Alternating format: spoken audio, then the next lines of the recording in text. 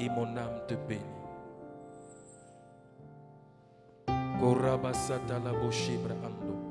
Merci Seigneur pour ta présence. Je sais que tu es là et mon âme te bénit. Roboshata rabadi brakalazo. Les barandos qui brosco roboché baradabas qui brade.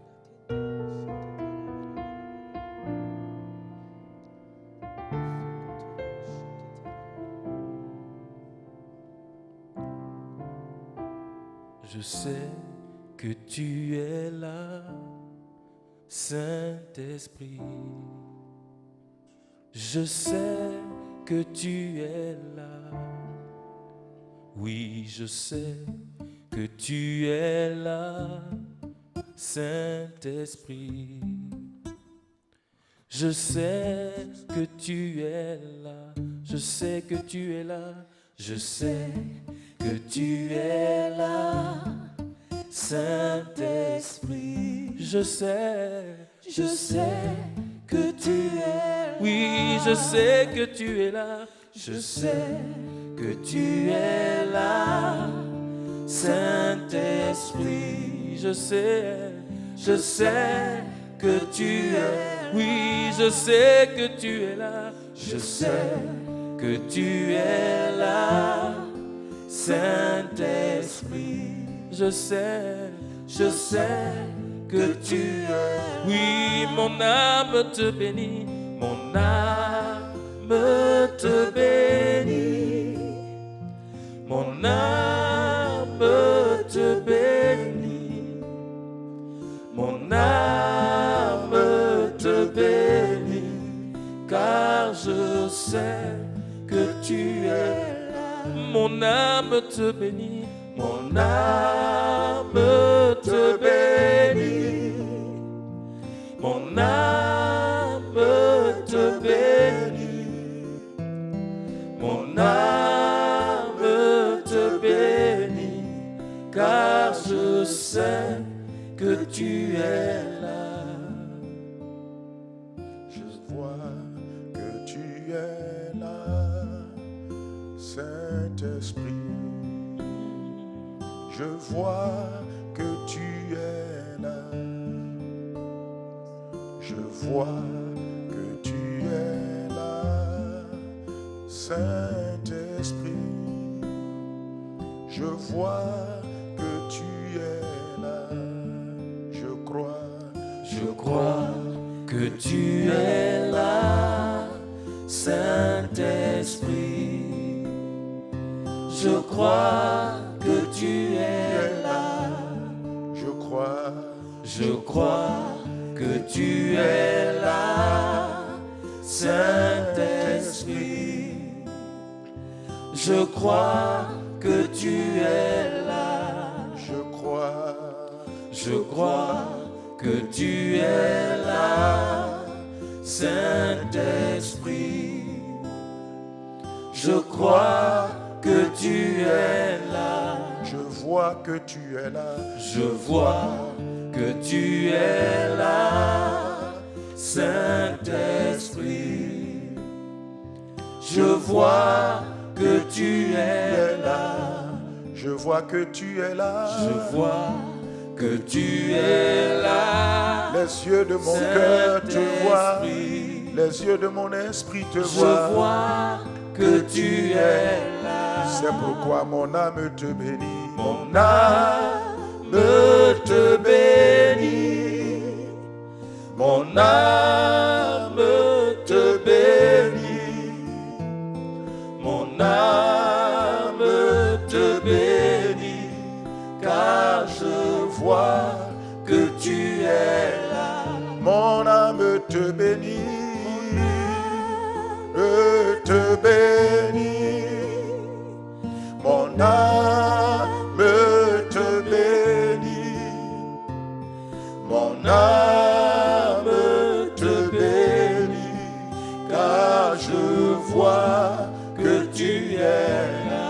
Mon âme te glorifie. Mon âme te glorifie.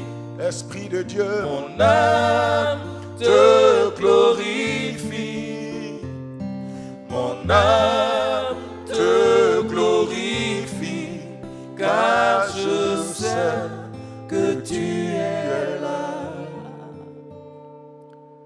Saint-Esprit, nous savons que tu es là. Tu es l'Esprit du Père. Tu es l'Esprit de Jésus, notre Sauveur. Et là où tu es, le Père Céleste est là. Jésus-Christ est là. C'est toi qui as fait de nous la demeure du Père et du Fils. Le Seigneur Jésus a dit que moi et mon Père, nous viendrons. Et nous ferons notre demeure chez vous. Père, tu es venu avec ton Fils Jésus par le Saint-Esprit.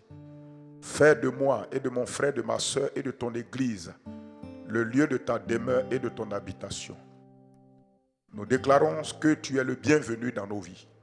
Nous déclarons que nous sommes heureux de t'avoir dans nos cœurs et dans nos âmes. Nous te bénissons et nous te remercions. Saint-Esprit, tu es venu afin de manifester la plénitude et la réalité de Dieu. Parce que Saint-Esprit, tu es Dieu. Tu es le Dieu tout-puissant, le Dieu créateur, le Dieu consolateur, qui est auprès de nous, qui est avec nous et qui est en nous. Ce matin, nous bénissons ta présence et nous bénissons tous nos frères et sœurs qui se tiennent connectés à nous dans ta présence.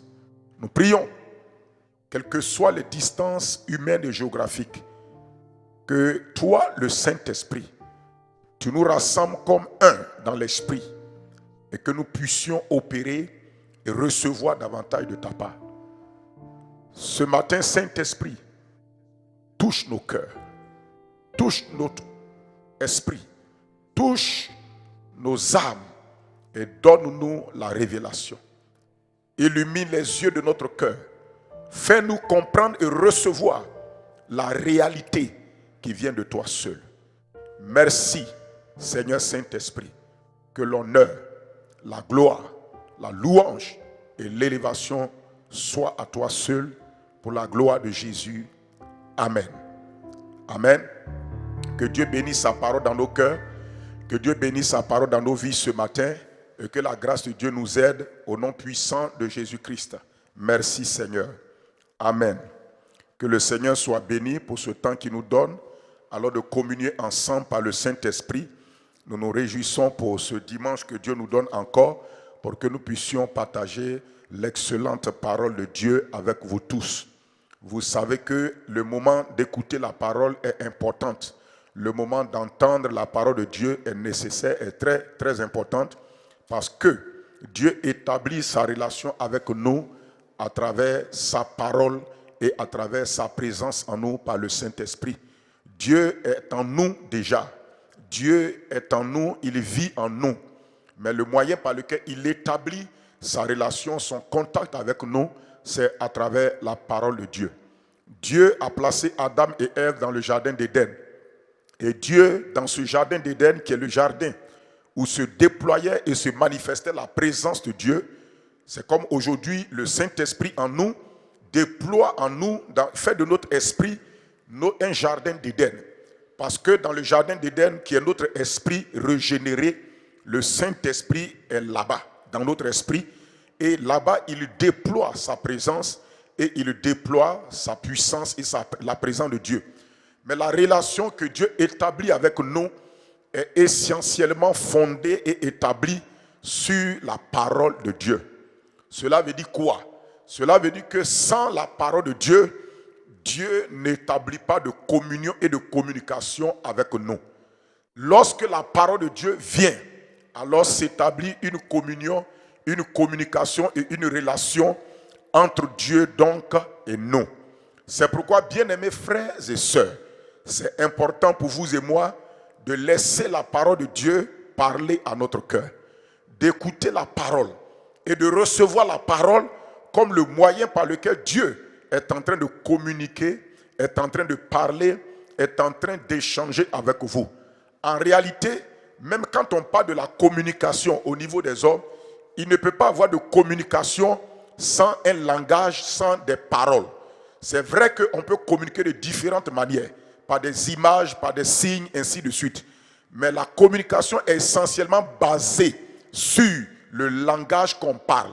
C'est lorsque, souvent, les gens n'arrivent pas à saisir le langage qu'on intervient avec des signes, des images, des exemples et pour donc leur faire comprendre le langage.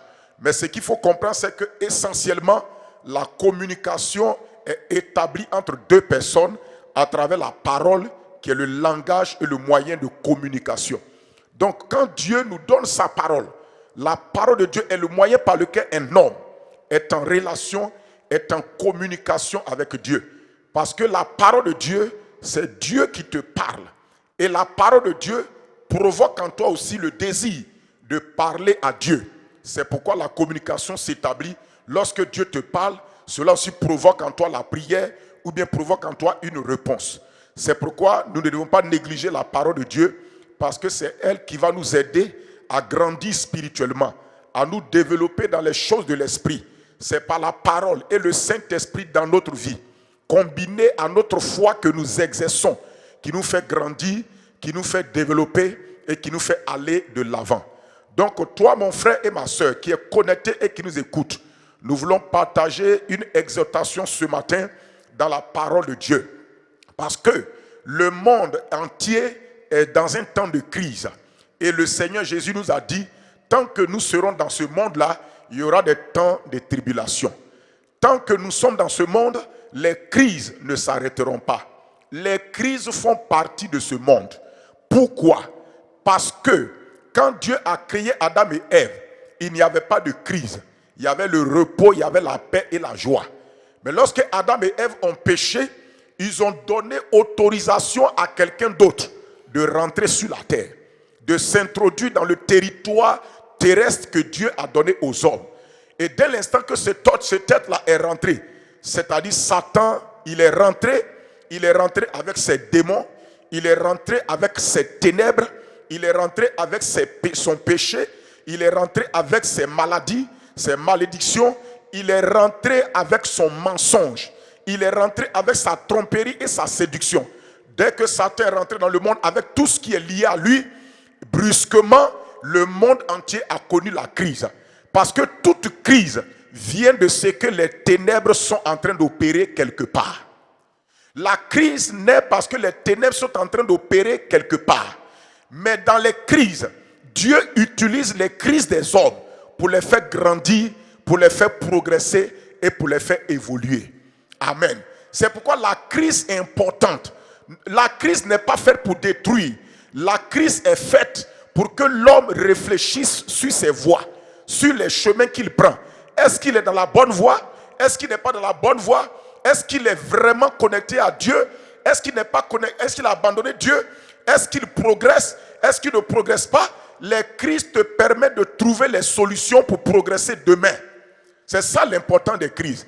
Donc les crises ne sont pas des moments pour nous détruire. Parce que les crises sont des moments dans lesquels nous avons la révélation qu'il faut chercher quelqu'un qui est plus puissant que nous, qui est plus grand que nos crises, pour nous aider à sortir. C'est pourquoi quand il y a les crises, les hommes sont portés à crier au secours à celui qui est plus grand qu'eux. Malheureusement, les hommes ont abandonné Dieu. C'est ce que Dieu a dit dans Jérémie chapitre 2. Il reprochait à Israël, il dit, vous avez abandonné la source d'eau vive pour aller vous attacher à des citernes crevassées qui ne peuvent pas retenir de l'eau. Et c'est ce que les hommes font. On a abandonné la source d'eau vive, qui est Dieu notre Père, notre Créateur, qui a envoyé Jésus pour nous sauver, qui a sacrifié Jésus pour nous à la croix, qui a brisé son propre fils à la croix, qui l'a enseveli pour nous. Il a versé le sang de son fils pour nous. Et Jésus est ressuscité 3 jours après. Dieu a donné Jésus pour nous sauver, mais nous avons abandonné le Sauveur. On a mis de côté le Sauveur que Dieu nous a envoyé et on a creusé des citernes crevassées. Les citernes crevassées, c'est quoi? C'est les moyens humains que nous-mêmes, sur lesquels nous nous appuyons. Les moyens humains que nous-mêmes nous avons mis en place, croyant que ça va nous aider effectivement. Mais mon frère, ma soeur, Dieu appelle ça des citernes crevassées. Parce que ces moyens que tu mets en place là sont des citernes crevassées. Cela veut dire qu'il y a des trous à l'intérieur. Lorsque le danger va arriver, ce que tu croyais que ça peut te tenir, ça peut retenir ta vie, ça peut te donner la sécurité. Dieu dit, tu vas remarquer que cette citerne-là est percée et que l'eau que tu mets là-dedans n'arrive pas à rester. La Bible dit que je lève les yeux vers les montagnes. D'où me viendra le secours, dit le prophète David. Il dit, le secours me vient de l'Éternel. L'Éternel qui a fait les cieux et la terre.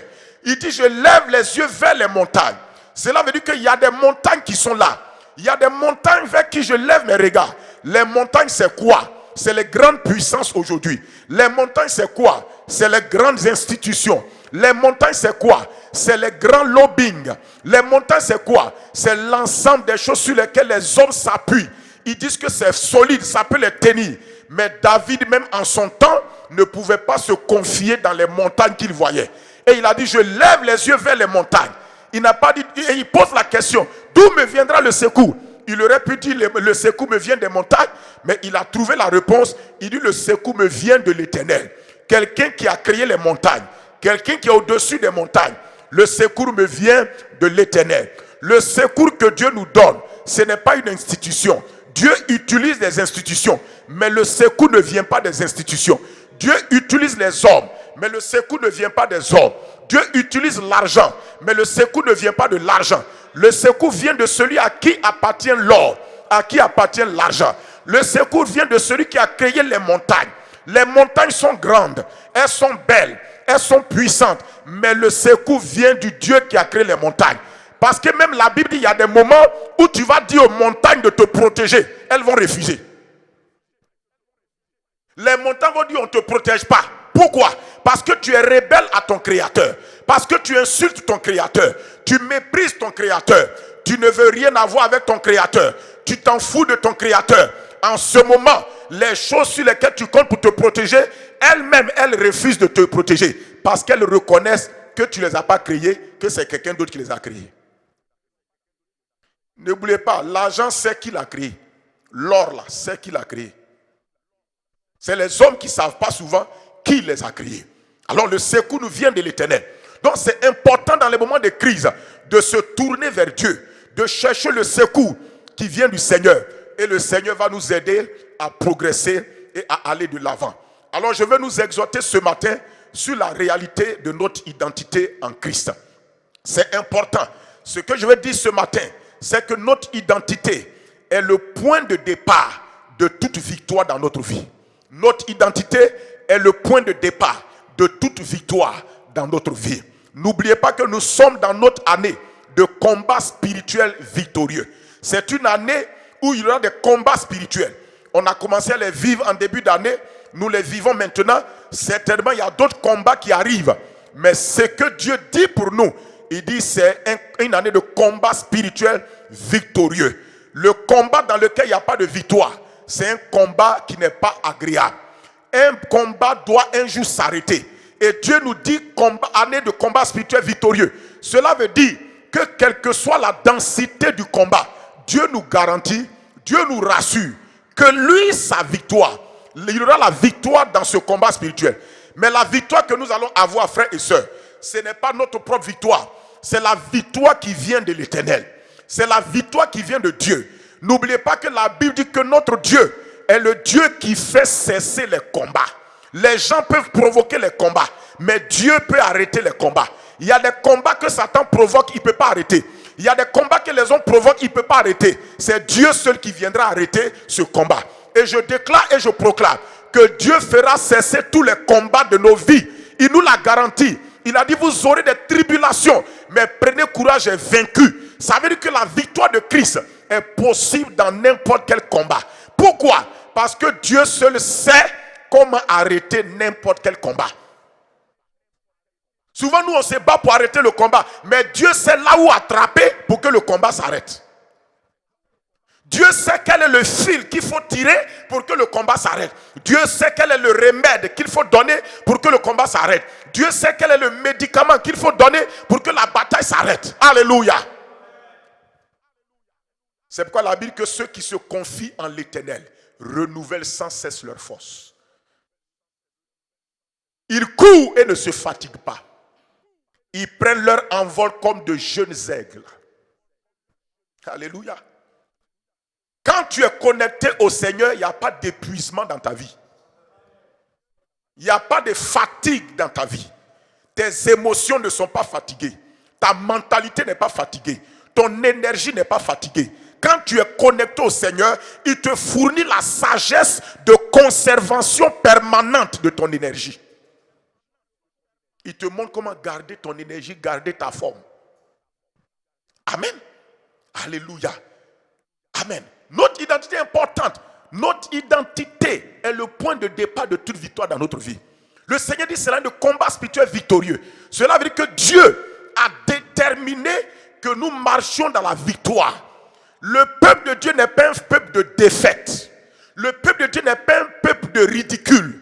N'est pas un peuple de honte et d'humiliation. C'est le peuple de la victoire de Dieu.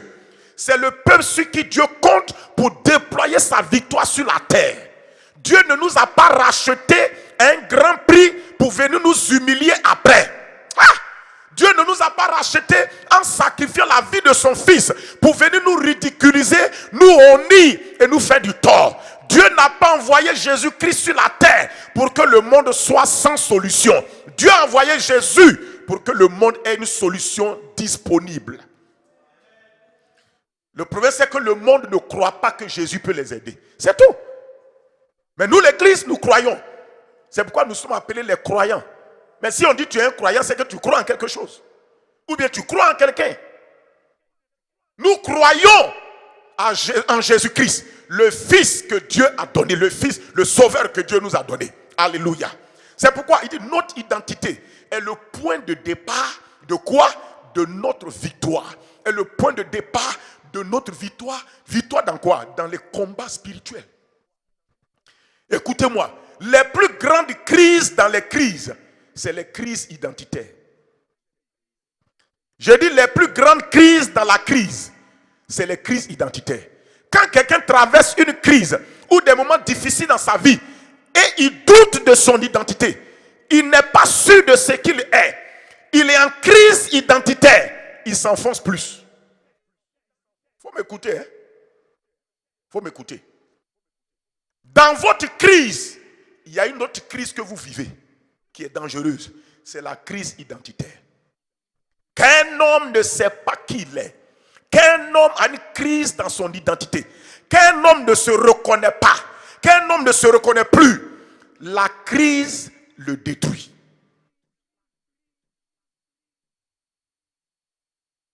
La crise de tes situations est extérieure. Mais la crise de ton identité est à l'intérieur. Et la véritable défaite de quelqu'un, c'est la défaite qui est en lui. Écoutez-moi. Quand nous traversons des situations et nous oublions qui nous sommes, nous n'acceptons pas qui nous sommes, nous ne nous positionnons pas dans ce que nous sommes, dans notre identité en Christ, frères et sœurs, la situation va venir nous écraser. Écoutez-moi.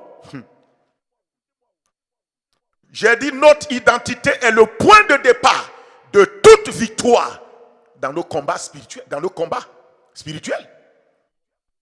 Amen. Notre identité est le point de départ. Si vous ne croyez pas, allons-y dans 2 Corinthiens. 2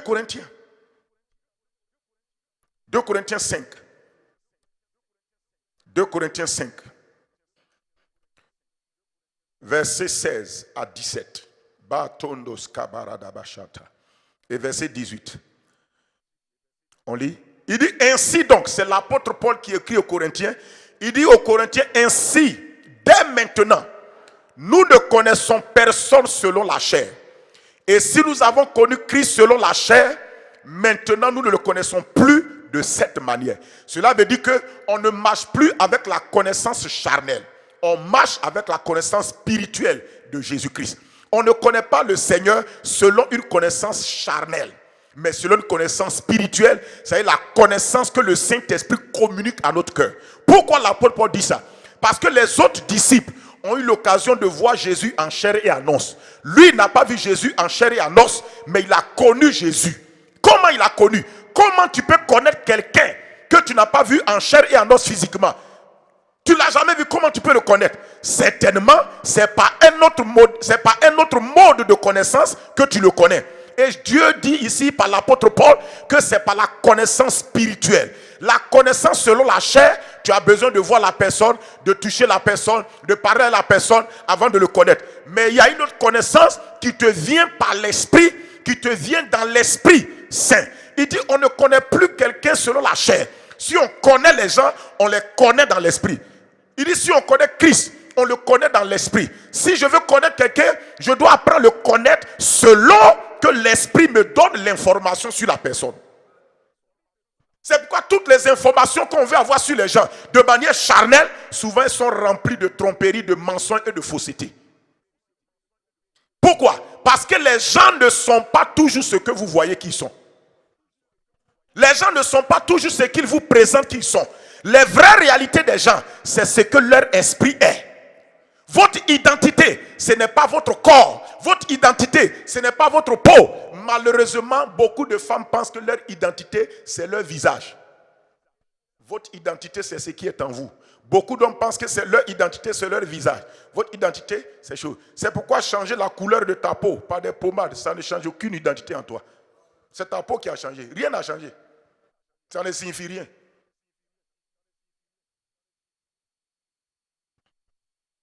Tu mets l'accent là où il n'y a pas ta vraie valeur. Il n'est pas dit qu'il ne faut pas prendre soin de ta beauté. Ou?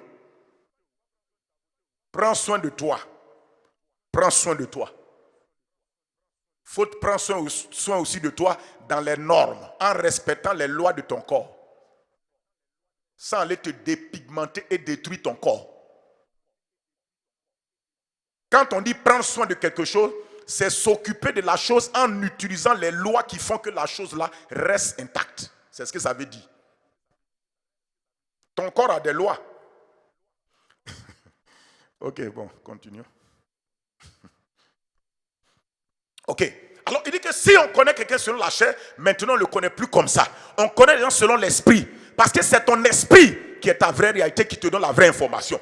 Nous parlons de notre identité en Christ, qui est le point de départ de toute victoire dans notre vie, dans le combat spirituel. Alléluia, alléluia, alléluia. Il dit au verset 17, il dit alors, si quelqu'un est en Christ, ce que l'apôtre Paul dit en haut là, c'est ça, il va parler, il va dire, il dit, on ne connaît plus quelqu'un selon la chair. Si on connaît quelqu'un, c'est selon l'esprit. Alors il dit maintenant, si quelqu'un est en Christ, donc si quelqu'un est en Christ, Christ, c'est Jésus dans l'esprit.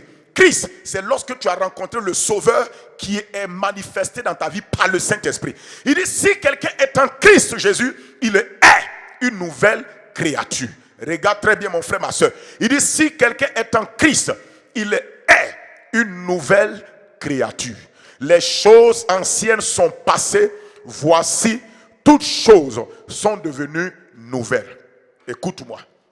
Il dit, si quelqu'un est en Christ, il est une nouvelle créature. Écoutez-moi, la personne n'était pas d'abord en Christ. Tu n'étais pas en Christ. Je n'étais pas en Christ. Aucun de nous n'était en Christ Jésus.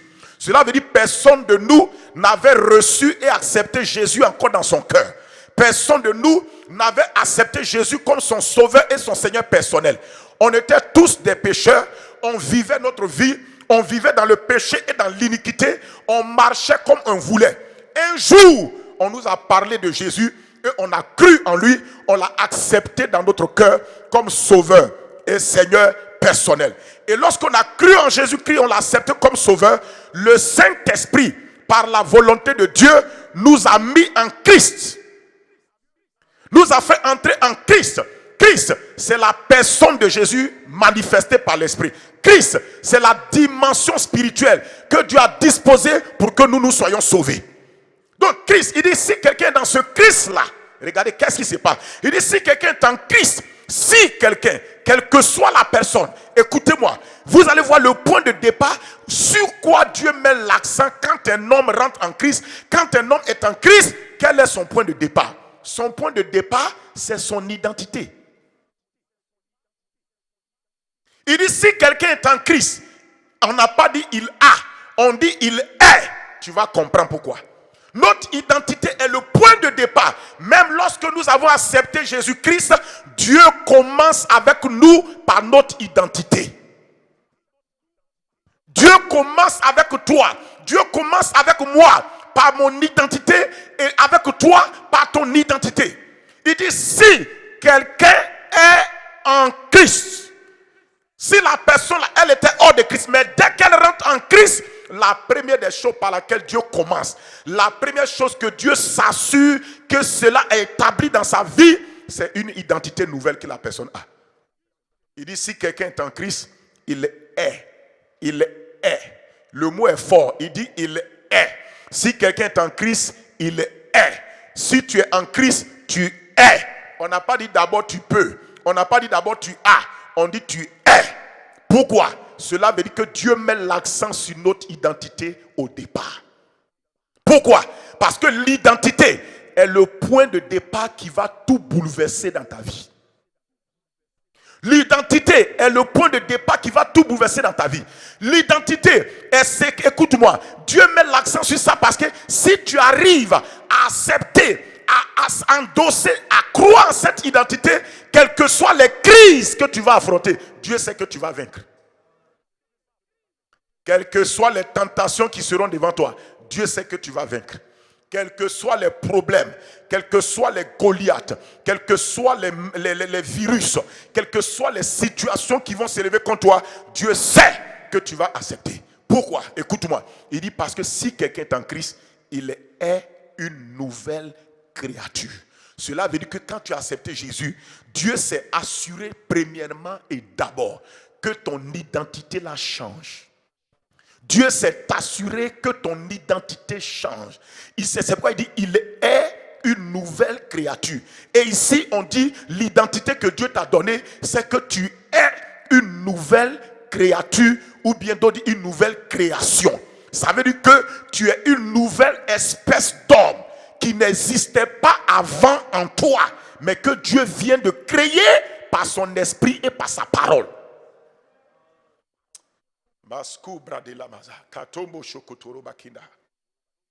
Alléluia. Tu n'existais pas en toi. Tu n'existais pas. Cette nouvelle création n'était pas en toi. Il ne faut pas me dire que c'était en toi. Cette nouvelle création n'était pas en toi. Tu étais une ancienne création. On t'appelait le vieil homme. On t'appelait le pécheur. On nous appelait vieil homme et pécheur. On nous appelait ténèbres. Mais il dit, si quelqu'un est en Christ, la première des choses dont Dieu s'est occupé d'abord, la première des choses par laquelle Dieu commence, le point de départ de ton commencement, c'est sur ton identité. Ce n'est pas autre chose. Le problème, c'est que l'Église n'a pas encore accepté pleinement l'identité là. Beaucoup de gens l'ont accepté, 5-10%, mais la majeure partie, ils le disent comme ça, mais ils ne comprennent pas, ils n'acceptent pas pleinement ça. La preuve, écoutez-moi, la preuve. Regardez quand il y a des temps de crise. Regardez l'agitation qu'on a. L'agitation qu'on a prouve qu'on n'a pas accepté la réalité de notre identité. Ok, bon. Ce message-là, par la grâce de Dieu, on le continuera le mardi soir. Mais écoute ce que tu dois écouter pour aujourd'hui là. Chaque jour suffit sa peine. Ou pour dimanche là, il faut prendre. Pour mardi là va arriver, tu apprends. Regarde le verset, remettez le verset. Il dit si quelqu'un là c'est qui? N'importe qui. Il dit si n'importe qui, il soit riche ou pauvre, il soit homme ou femme, jeunes gens, adolescents, enfants, quelle que soit la personne, s'il est en Christ, pourquoi on dit s'il est en Christ? Ça dit que c'est une condition. La condition pour que tout le reste là se passe, il faut qu'il soit en Christ. Il dit s'il est en Christ, il est une nouvelle création. Ça dit que Dieu le prend et Dieu lui donne une nouvelle identité parce que Dieu, écoutez-moi, parce que Dieu connaît l'importance de l'identité dans la vie d'un homme. Dieu connaît l'importance de l'identité dans la vie d'une personne. Il y a des choses que je vais vous dire aujourd'hui, mardi. Tu vas voir, écoutez-moi. Parce que l'identité, pourquoi Dieu commence par l'identité? Regarde le verset, il dit, il a une nouvelle création. Il dit, les choses anciennes sont passées. Voici, toutes choses sont devenues nouvelles. Regarde la dernière partie, il dit, toutes choses sont devenues nouvelles. Cela veut dire que les réalités d'un homme se trouvent dans son identité. Il dit, si toutes choses sont devenues nouvelles, les choses qui sont devenues nouvelles là, viennent de ce que tu es une nouvelle création. En d'autres mots, c'est ton identité qui a changé là, qui a amené toutes ces réalités là. Cela veut dire que ton identité détermine tes vraies réalités. C'est à cause de ça que je vais vous dire, si vous croyez en votre identité, vous ne chercherez plus à ce que quelqu'un vous donne quelque chose. Mais il faut dire Amen. Tu veux bien dire, il faut dire Amen. Amen, on ne paye pas. Amen, on dit Amen seulement. Tu comprends? C'est parce qu'on n'accepte pas notre identité en Christ que nous cherchons à ce que les gens nous donnent quelque chose qui va essayer de nous valoriser. Il n'y a rien qui va te valoriser plus que ce que tu es déjà. Il n'y a rien. C'est à cause de ça les gens des crises d'identité. C'est à cause de ça si on ne leur donne pas ça, ils ont l'impression qu'ils ont changé. Tu n'as pas changé. Tu es le même. Tu n'as pas lu dans la parole qu'on dit ton Dieu là, il est le même hier, aujourd'hui et éternellement. Ça veut dire que Dieu ne connaît jamais de crise dans son identité. C'est à cause qu'on dit il est le même hier, aujourd'hui et éternellement. Ça veut dire que Dieu ne connaît jamais de crise. Je n'ai pas le temps. Tout ça là, c'est toute une révélation. Il est le même hier, aujourd'hui, éternellement. Ça veut dire que ton identité, c'est ce qui reste permanent, même si les situations de ta vie changent.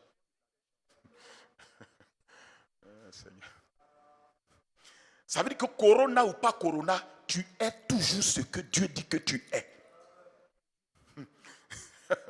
Ton amen est fragile. Je dis, corona ou pas corona, virus, tu restes ce que Dieu dit que tu es. C'est pourquoi Jésus nous a dit, vous aurez des tribulations, mais ça ne change rien. J'ai vaincu. La victoire de Jésus n'est pas modifiable. Elle est acceptable, mais pas modifiable. Tu peux dire, je ne veux pas sa victoire, il n'y a pas de problème. Mais tu ne peux pas la modifier pour la changer en défaite.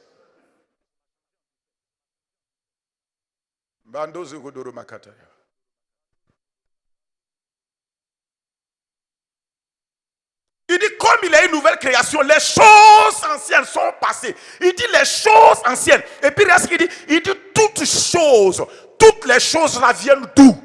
Elles viennent de l'identité de la personne là. Cela veut dire que toute identité transporte des réalités. L'identité dont je parle là, ce n'est pas l'identité que papa et maman t'ont donnée. Je parle de l'identité en Christ. On te connaît selon la chair. Selon la chair, tu t'appelles Unsho, tu t'appelles Kwaku, tu t'appelles Kwame. Mais je parle selon l'esprit. Quand tu es en Christ là, l'identité qu'il t'a donnée là, pour opérer là, pour affronter tout, l'identité sur laquelle tu dois t'appuyer pour démarrer et pour évoluer et pour grandir et pour progresser. Écoutez-moi, beaucoup de gens ne grandissent pas spirituellement parce qu'ils n'ont pas encore accepté ce que Dieu dit qu'ils sont. C'est pourquoi ils ont un retard de croissance spirituelle. C'est ce que je vous dis là. Je ne vous parle pas dans l'esprit. Un homme qui n'accepte pas son identité pour grandir spirituellement, c'est difficile.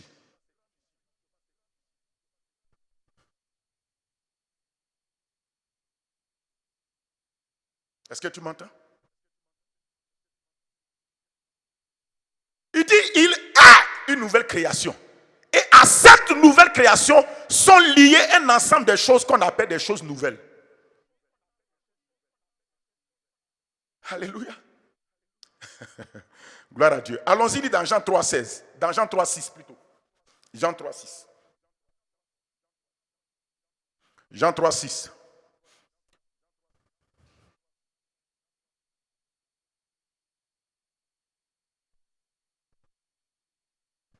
Il est le même, Jésus est le même, hier, aujourd'hui. Jésus est le même, éternellement. Il dit, ce qui est né de la chair est chair. Ça, c'est ton identité charnelle. Tu vois, l'identité, c'est ce qui reste identique. Si tu es né de la chair, tu restes chair. C'est peut-être que ton identité là, c'est ce qui, écoute-moi, c'est ce que tu es. On va le voir tout à l'heure. Il dit, et ce qui est né de l'esprit est esprit. Ici, on te montre deux types d'identité. L'identité selon la chair. Tu es né de la chair, tu es chair. Ça, c'est une identité naturelle. C'est pourquoi tu portes le nom de ton papa. C'est pourquoi tu es un être humain, parce que les parents qui t'ont accouché là, ce sont des êtres humains. Tu sais pourquoi tu n'es pas un mouton? Tu sais pourquoi tu n'es pas un bœuf? Parce que tes parents ne sont pas des bœufs. Tes parents sont des êtres humains chers. Et ce qui est né de ces êtres humains chers là, porte leur identité qui est chère. Il te dit maintenant, viens dans l'esprit. Il dit ton esprit aussi peut connaître une autre naissance. Tu es né de la chair, tu es chair. Mais il y a une autre naissance qu'on appelle né de l'esprit. Et les gens vivent avec le premier niveau de naissance. Le premier niveau de naissance, c'est ce qui fait que ton pays te connaît. C'est ce qui fait que la mairie de ton pays te connaît. L'état civil de ton pays te connaît. Le deuxième niveau de naissance, qui est la naissance dans l'esprit, c'est ce qui fait que le royaume de Dieu seul te reconnaît. Et c'est pourquoi quand Jésus va revenir, il y a un cahier d'état civil dans le ciel où on reconnaît ceux qui sont inscrits dans ce livre-là. Donc il n'y a pas de tricherie là-bas. Tu ne peux pas dire, maintenant je vais déclarer ma naissance. Tu ne peux pas déclarer. De même que quand tu es né, tu n'es pas allé toi-même déclarer ta naissance. Ce sont tes parents qui sont allés déclarer ta naissance. Quand tu es né aussi de l'Esprit Saint, c'est le Saint-Esprit qui déclare ta naissance au ciel et il vient te rendre témoignage à toi dans ton esprit que toi là maintenant, tu es enfant de Dieu. C'est pourquoi tu ne peux pas tricher là-bas.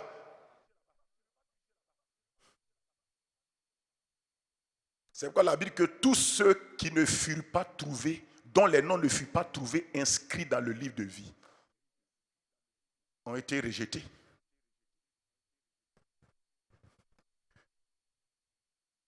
Ah. C'est à cause de ça dans ton pays, là, ton nom est écrit quelque part. Oui. Non, ce n'est pas le pasteur qui écrit les gens là-bas. Donner l'argent à un pasteur ne va pas faire qu'il va mettre ton nom. Aucun pasteur n'est la porte du paradis. Aucun bishop, aucun apôtre, aucun gourou maradie.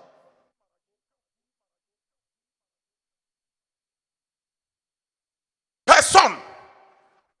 C'est l'esprit du Sauveur qui t'a fait naître de nouveau. C'est lui qui peut attester que tu es né de nouveau.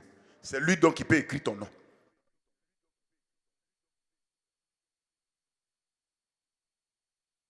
C'est pourquoi il dit dans Jean 1, verset 13 et 12, 13, il dit à tous ceux qui l'ont reçu, qui croient dans son nom, il leur a transféré le pouvoir de devenir enfants de Dieu. Ces enfants de Dieu-là, ils sont nés non de l'homme, ni de la volonté de la chair et du sang. Ah, on te dit ce n'est pas la volonté de la chair et du sang. La volonté de la chair et du sang qui t'a fait naître là, ça c'est la volonté de tes parents. Ton papa et ta maman se sont vus, ils se sont aimés et ils ont décidé d'aller ensemble et d'avoir des enfants. C'est leur volonté qui t'a fait naître. Mais ici, on te dit ce n'est pas la volonté de la chair et du sang. Ce n'est pas la volonté de tes parents. La nouvelle naissance n'a rien à voir avec la volonté humaine. La volonté d'un être humain. Le pasteur là, ce n'est pas sa volonté qui te fait naître de nouveau. Le pasteur te prêche. Quand tu crois en Jésus, c'est la volonté du Saint-Esprit et de la parole combinée qui font de toi nouvelle création. Il leur a donné le pouvoir de devenir enfant de Dieu. Et ce pouvoir est venu par une naissance. Cela veut dire que quoi? Il y a deux manières par lesquelles, mon frère, ma soeur, on rentre dans une identité. L'identité, on rentre dans une identité, premièrement, par naissance, ou deuxièmement, par adoption. L'identité par naissance veut dire que tu es né de la personne. Automatiquement, tu as son identité. L'identité qu'il a, il a transféré ça en toi. Mais il y a l'identité par adoption. Adoption veut dire il faut une autorité juridique et légale qui déclare que toi là, tu es enfant de telle personne. Il t'a pris comme son enfant. Il t'a pris, il t'a accepté comme son enfant. Et à partir de cela, tous les droits que la personne possède sont transférés sur toi directement. Ça, c'est légalement parlant. Et nous, dans l'Ancien Testament, Dieu donnait son identité aux gens, pas par naissance spirituelle, mais par adoption légale, en prononçant un décret que vous êtes mes enfants. Un point trait. C'est comme ça que Dieu conférait les idées. Parce que Dieu est l'autorité légale et juridique spirituelle. Quand Dieu confère quelque chose sur toi, c'est qu'il t'a adopté. Dans le Nouveau Testament, nous avons reçu notre identité par le plus grand type d'adoption. On a reçu ça par naissance spirituelle et en même temps par adoption, combiné en même temps. Ça veut dire que Dieu, la Bible dit qu'on était étranger à la vie de Dieu. On ne connaissait pas Dieu, on appartenait à Dieu. On n'appartenait pas à Dieu. Dieu est venu nous adopter, mais il nous a adoptés en nous faisant naître dans sa nature. Badoska, ce n'est pas juste un document qu'on a signé. Non, l'adoption légale, on signe un papier, le juge dit on signe un papier et puis c'est fini. Mais l'adoption spirituelle que Dieu a exécutée sur nous, la Bible dit qu'il nous a adoptés en nous faisant passer de la nature du péché à sa propre nature. Il nous a adoptés par une naissance.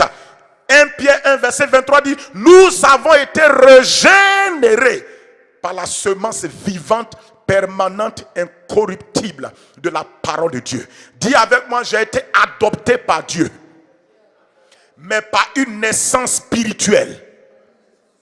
On a été régénéré par la semence vivante, permanente, incorruptible de la parole de Dieu. C'est pourquoi on a été, notre manière d'être adopté, c'est comme ça. Puisque, écoutez-moi, c'est Jésus seul qui était fils de Dieu. Jésus n'a pas été adopté. Jésus est fils de Dieu. Il a été engendré par Dieu directement. Mais nous, quand Jésus venait nous sauver, on n'était pas fils de Dieu, fille de Dieu. On est d'accord? On est d'accord, non? Alors, on n'était pas fils de Dieu, on n'était pas fils de Dieu. Comment Dieu va faire de sorte qu'on soit ses enfants? Jésus, le Père Céleste, à travers le sacrifice de Jésus, sa mort et sa résurrection, va nous adopter. Mais l'adoption de Dieu est plus forte que l'adoption des hommes. L'adoption des hommes, on signe un papier. L'adoption de Dieu, c'est une nature. Il change ta nature. Ça veut dire que Dieu est le seul qui peut, quand il t'adopte, enlever la nature qui était à toi avant et puis prendre sa nature, mettre en toi. Pour lui là, c'est profond. C'est vrai, vrai. Même naturellement, quand un papa adopte un enfant, il ne peut pas prendre sa nature et puis aller donner à l'enfant. C'est simplement sur papier, on dit, bon, il a adopté l'enfant. L'enfant prend son nom et tous les droits, tous les bénéfices dont l'enfant va jouir de tous les droits qu'il a à cause de ce qu'il a été adopté. Amen. Il faut comprendre ça. C'est pourquoi nous, la frère, on n'est pas les enfants d'un cousin qui avait été ramassé et puis Dieu était cousin à quelqu'un et puis il a pris. Non, non, non, non, non, non, non, non, non, non, non, non, non, non, non, non. Nous ne sommes pas enfants d'un voisin que Dieu voit et puis dit, ah, le voisin est mort, il prend ses enfants. Non, non, non, non. C'est à cause de ça Dieu nous a tués d'abord avant de nous adopter. C'est-à-dire quand il nous a tués à la croix, il a détruit notre ancienne nature qui appartenait à son adversaire. Quand il nous a ressuscité Christ, il nous a injecté Kabasanta. Il nous a injecté sa nature. Il nous a injecté sa vie. Il a planté cela en nous. Quand Dieu a mis ça en nous, il a mis sa vie en nous. C'est pourquoi il n'a pas honte de nous appeler ses enfants. Écoute-moi, il te dit, adoption des hommes là. Un jour, quelqu'un peut se lever, il peut régner ça. Mais adoption de Dieu là, c'est terminé, il ne peut plus te régner. Il ne peut pas régner. Tu n'as pas l'air d'accepter. Il ne peut pas te régner. C'est toi qui peux régner. Sinon, c'est pourquoi il dit que si tu es infidèle, lui il reste fidèle. Lui ne peut plus régner ce qu'il a fait. Tu veux qu'il te montre des passages? Allons-y dans Jean chapitre 8. Mando Zokoro Bakata. Brazil Mandos. Mandolo Godo, Bagalabaga, Mandalabaga. Sembrondo Zokuturu Baka. Faut prier en langue. N'écoute pas ceux qui critiquent parler en langue. C'est normal. Ils ne sont pas les initiés comme toi. Quand les gens sont initiés à quelque chose, ils parlent la langue qu'on parle là-bas.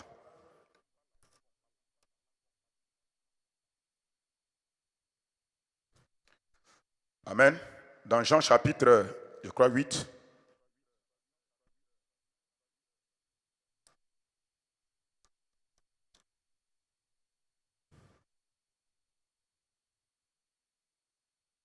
Non, c'est Jean chapitre 10 plutôt. Jean chapitre 10, voilà. Au verset 24. Bandos Kalabarada. Jean chapitre 10, verset 24. Rapidement. Regardez ce qu'il dit. Il dit, Les Juifs l'entourèrent et lui dirent, jusqu'à quand tiendras-tu notre esprit en suspens? Si tu es le Christ, dis-le nous franchement. Lisons la suite. Suis-moi, il faut suivre. Il dit, Jésus leur répondit, je vous l'ai dit et vous ne me croyez pas.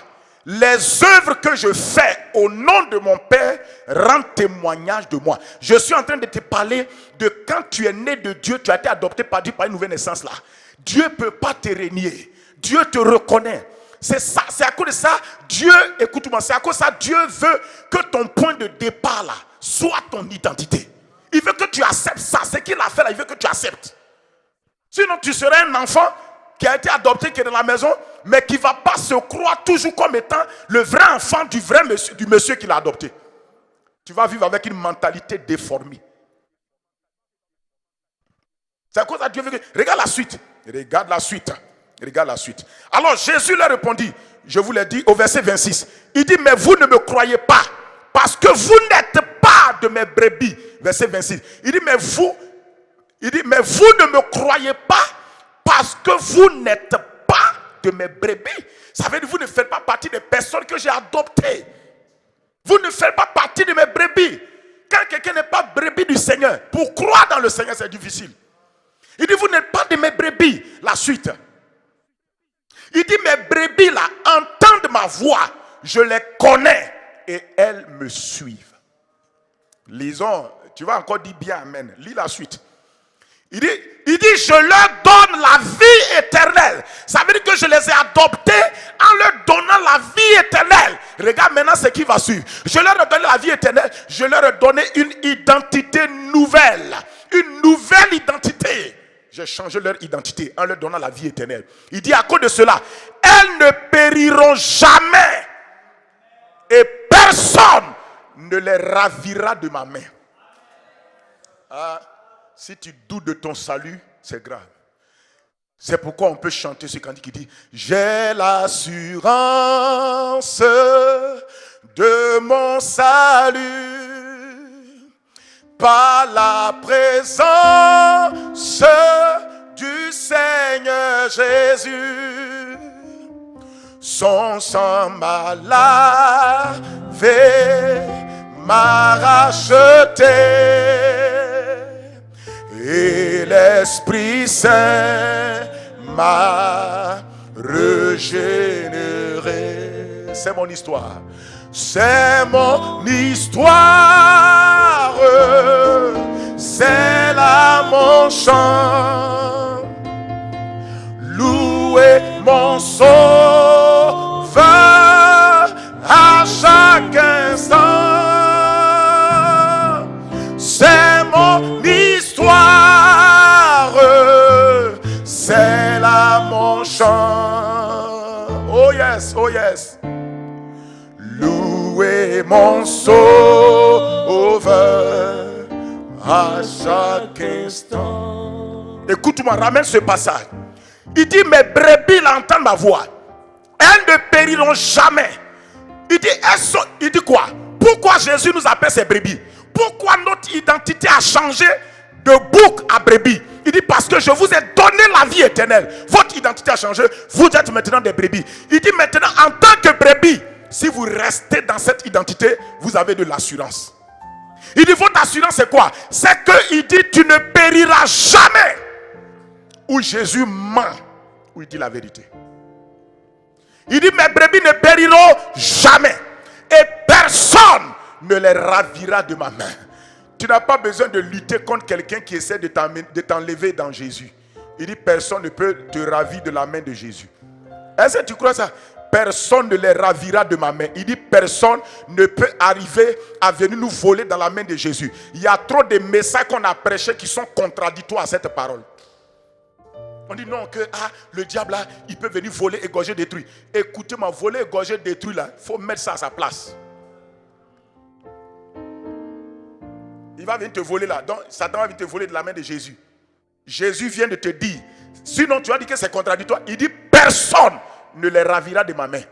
Alors il ne peut pas venir te dire, il y a quelqu'un qui peut venir te voler dans ma main. C'est que c'est contradictoire. Ça veut dire que tu as pris un test hors contexte. Voilà.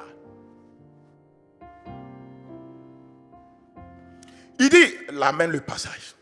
Il dit, et personne ne les ravira de ma main. Regardez cette assurance-là. Analysez, analysez. Ne nous pressons pas. Dans la méditation, on ne se presse pas.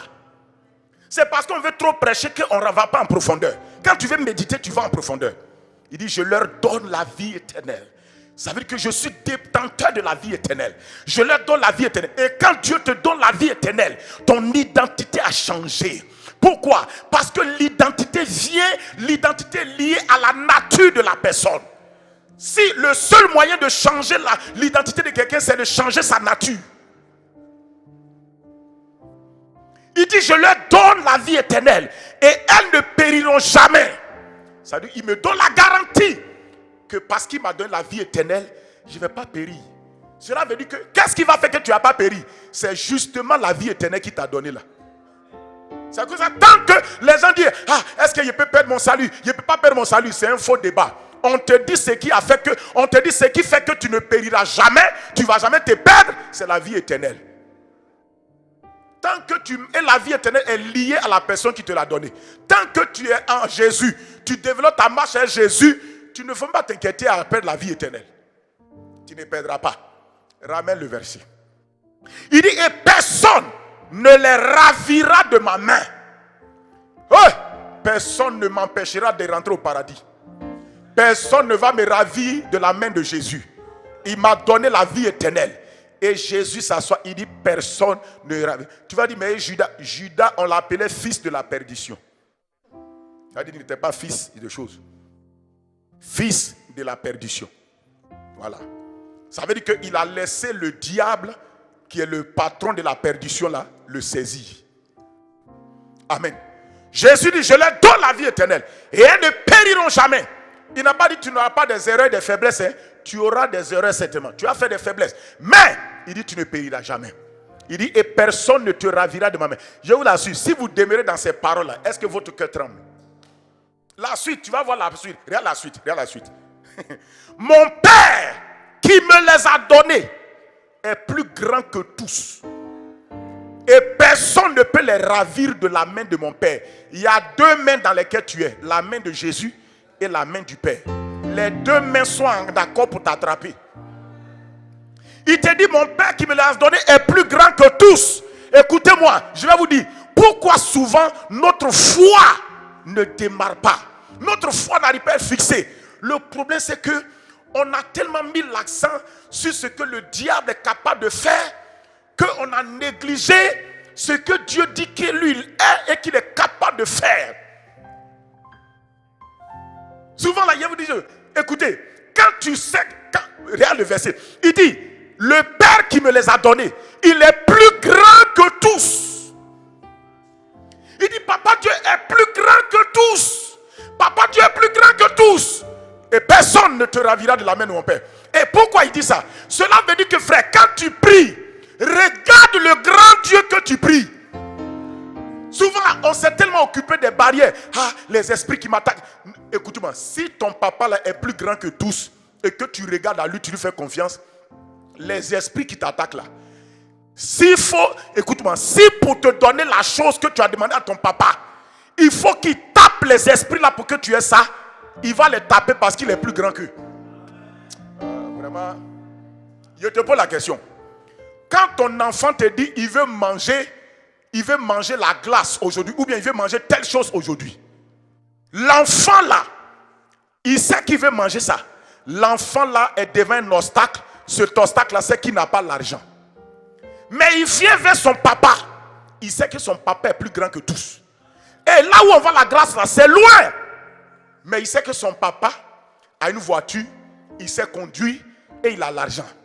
L'enfant met sa confiance en toi. Il ne s'occupe plus de la distance. Parce qu'il sait que son papa là peut vaincre la distance. Il ne s'occupe plus du fait que lui-même n'a pas l'argent. Il sait que son papa là peut vaincre son manque d'argent.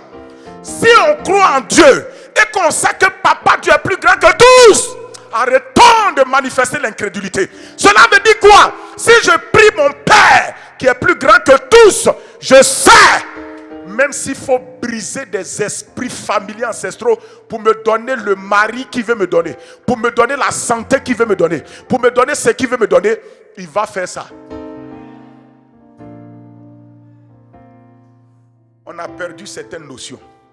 Parce qu'on a passé le temps à enseigner le diable aux gens, plutôt que d'enseigner la réalité de Christ. La réalité du Père. Jésus, écoutez-moi, c'est Jésus qui te parle de son papa. Est-ce que tu connais, ça les a de chanter, le Dieu des miracles est mon papa, oh. Le Dieu de Jésus est mon papa, oh. Jésus t'a dit son père là, il est plus grand que tout le monde. Regardez comment un enfant vend son papa. Il dit dans le quartier, moi mon papa, il est plus grand que tout le monde. Cela veut dire que même s'il y a un obstacle devant moi et qu'il veut, lui, veut me donner quelque chose, il est capable de détruire l'obstacle là parce qu'il veut me satisfaire. Parce qu'il veut me satisfaire. Si tu crois ce que tu dis, ça veut dire que quand tu pries, même un démon n'a qu'à s'envoler dans ta maison. Tu ne t'occupes pas de lui. Tu dis, papa, c'est à toi qu'il parle. Je vais avoir telle chose dans ma vie. Aide-moi. Papa, Dieu sait que si en voulant te donner la chose, un démon est sur la route, il le balaye et puis te donne la chose. Mais mon ami, je te pose la question. Quand Jésus le sauveur est venu te sauver là, toi, quand Jésus est venu te sauver, est-ce que tu as prié? On n'a pas prié pour qu'il vienne nous sauver. Mais quand il est venu nous sauver, regarde ce qui va se passer. Pendant qu'il est venu pour nous sauver, même s'il fallait descendre dans l'enfer là-bas, prendre les clés de la mort, du séjour des morts, pour qu'on soit sauvé, il allait faire ça. Je ne sais pas si tu saisis la notion que je vais mettre en toi. C'est une notion pour que la vraie vision de Jésus soit restaurée dans l'église. La vraie grandeur de Papa Dieu soit restaurée dans l'église. Que l'église arrête de voir ce virus-là grand. Que l'église voit la grandeur de Dieu. La prière n'est pas efficace si la grandeur de Dieu n'est pas une vision devant nous. Si la grandeur de Dieu n'est pas une vision devant nous, alors l'église ne peut pas triompher.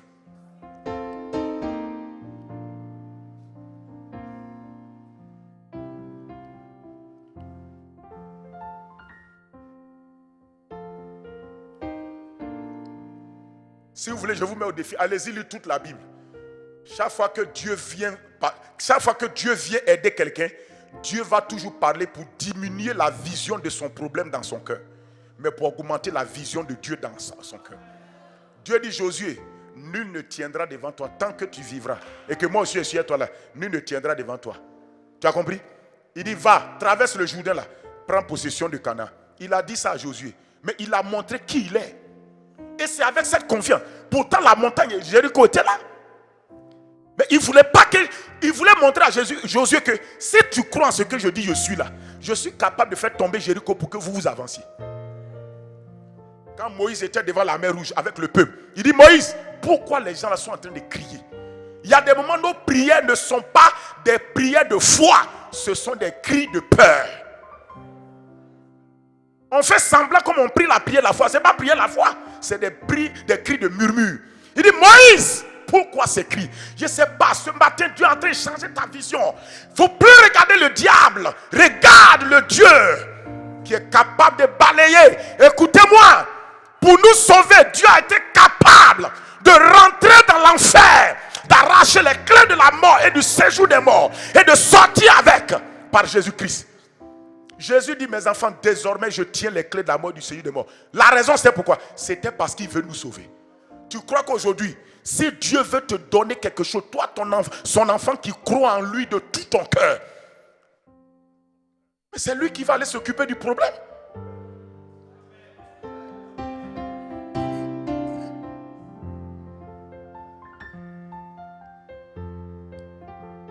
À cause de ça, quand nous prions, nous exerçons l'autorité, c'est Dieu qui s'occupe de la situation. Mais il le fait à travers nous.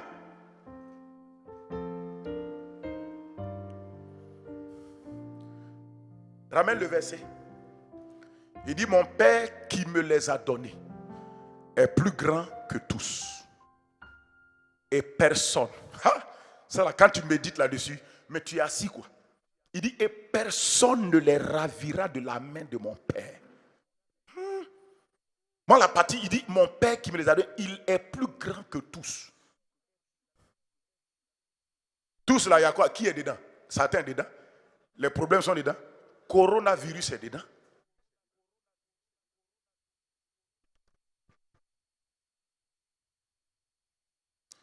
Amen. Pourquoi? Parce que quand Dieu a changé ton identité, tu es connecté maintenant à Dieu. Quand tu saisis ton identité, tu saisis les assurances de ta vie. Quand tu saisis ton identité, tu saisis les assurances de ta vie. C'est pourquoi les gens qui doutent de leur identité, là, regardez-les, ils n'ont jamais d'assurance. Ils sont toujours complexés. Ils ne sont jamais sûrs. Il dit, si quelqu'un est en Christ, il est une nouvelle créature. Et écoute-moi, c'est dans cette identité que Dieu veut que tu avances. L'identité, là, c'est quoi? Quand on dit l'identité, c'est quoi? L'identité, écoute-moi, l'identité, c'est ce que tu es. Quand on dit identité, c'est ce que nous sommes. Et notre identité, c'est ce qui détient toutes nos réalités. Quand on dit toutes nos réalités, c'est quoi? Toutes nos réalités, c'est ce que nous sommes, ce que nous avons, ce que nous pouvons. Tout est dans l'identité. Dans ton identité, dans ce que tu es en Jésus-Christ là. Ce que tu es en Jésus-Christ là. Mon frère, ma soeur, se trouve toutes les réalités de ta vie. Se trouve ce que tu es là, ce que tu as là et ce que tu peux. Je vais vous dire une chose. Dieu, écoutez-moi. Dieu ne sépare pas ce que tu es avec ce que tu as. Dieu ne sépare pas ce que tu peux avec ce que tu es. Ce que tu es là engendre ce que tu as et détient ce que tu peux. En d'autres mots, ce que tu es, ton identité en Christ, révèle en même temps ton héritage en Christ et révèle en même temps ton potentiel et ta capacité en Christ. Quand tu saisis profondément l'identité, tu vois qu'en réalité, tu n'as pas besoin d'aller chercher quelque chose hors de toi. Tu n'as pas besoin d'aller chercher... Je te pose la question. Quand Dieu a fait de Adam une créature à son image, on dit que dans cette image que Adam était créé à l'image de Dieu, on dit Adam était mâle et femelle à la fois. Il ne faut pas m'attaquer sur les réseaux sociaux. Parce que quand on dit les choses, vous ne comprenez pas. Il était mâle et femelle à la fois, ça veut dire que quoi? Adam avait la dimension mâle et dimension femelle en lui. La dimension femelle et mâle, ce n'est pas une dimension c'est physique. C'est d'abord dans l'esprit. Cela veut dire que Ève existait d'abord dans Adam. Donc, quand Dieu voulait satisfaire Adam, il est allé dans son identité pour retirer son héritage.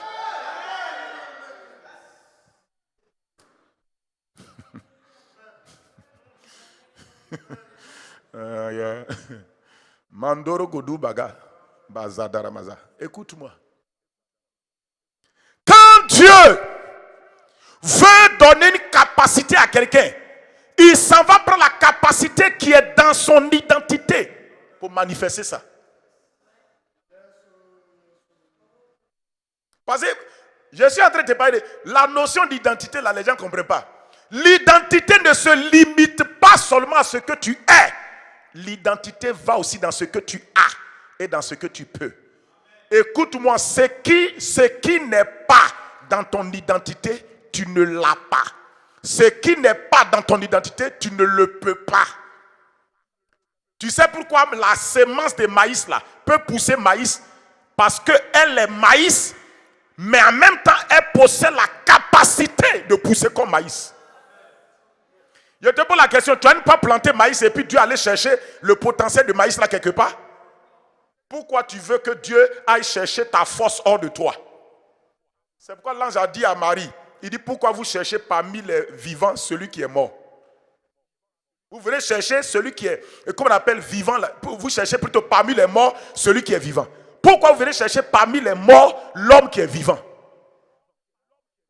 Le gars est vivant et vous venez le chercher dans le mauvais endroit. Toi aussi, Dieu te dit, pourquoi tu cherches ton héritage en dehors de ton identité? Pourquoi tu cherches ta capacité en dehors de ton identité?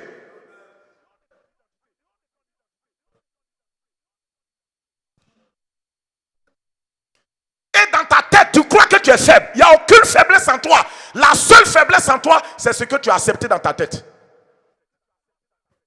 Un chrétien n'a pas besoin qu'on prie pour lui pour dire non au péché. Le pouvoir de dire non au péché se trouve dans ton identité de sainteté. Pasteur, on a trop prié pour des gens pour l'inutilité. Les gens n'ont pas besoin beaucoup de nos prières. Ils ont besoin d'être enseignés dans ce qui est déjà existant. Quelqu'un dit, ah, il n'est pas avec le péché. Les gens pêchent parce qu'ils croient qu'ils sont des pécheurs toujours.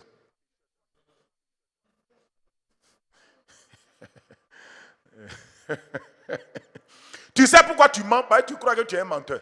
Mais dès l'instant que tu vas accepter que tu es une nouvelle créature, que tu es un homme vrai, mentir là sera difficile pour toi. Un homme qui est menteur, c'est normal, il doit mentir. La seule chose qui est étrange pour lui, c'est quand il dit la vérité. C'est pourquoi quand Satan dit la vérité, c'est étrange. Et Jésus me semble pour dire, il ne peut même pas dire la vérité. Mais toi qui es saint et vrai et juste, quand tu dis le mensonge, tu te sens étrange, bizarre. Pourquoi? Ce système de bizarrerie là, c'est pour que tu arrêtes de mentir. Dieu te rend bizarre pour que tu t'accommodes à ce qui est normal pour toi. C'est à cause de ça qu'aucun chrétien ne pêche à l'aise. Jamais. Tu n'es pas un chrétien et puis tu pêches librement, ça ne te dit rien. Si le péché te dit rien et que tu es tranquille dedans, mon frère, ma soeur, écoute-moi bien, tu n'es pas né de nouveau. Tu viens à l'église, tu es un sympathisant. Tu es quelqu'un qui salue le pasteur, qui visite l'église. Tu n'es pas né de nouveau. Tu n'es pas né de nouveau. Et les gens t'ont trompé en te donnant un rôle dans l'église en tant que diacre, diaconesse et en tant que papa de l'église, maman de l'église. Tu es trompé. Tu es dans le faux. Tu n'es pas né de nouveau.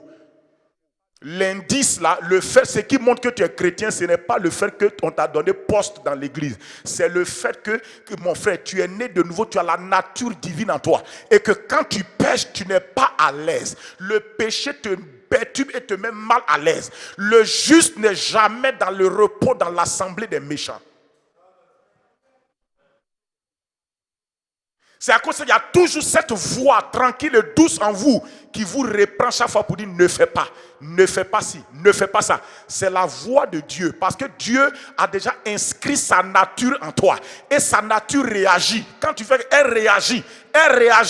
C'est le seul indice pour te faire arrêter de faire n'importe quoi. Tu n'as même pas besoin de l'espionnage d'un pasteur, de la surveillance des autres frères et sœurs. Il y a un système d'autosurveillance et d'autoprotection et préservation que Dieu a installé en toi quand tu es né de nouveau. C'est pourquoi la Bible dit que les gens te trouvent étrange, pendant que toi aussi tu trouves leur manière de vivre là étrange. Écoute-moi, si tu ne crois pas, autrefois tu faisais les mêmes choses qu'ils faisaient, mais maintenant tu trouves ça étrange. Pourquoi? Parce que quelque chose d'autre s'est installé en toi. C'est normal.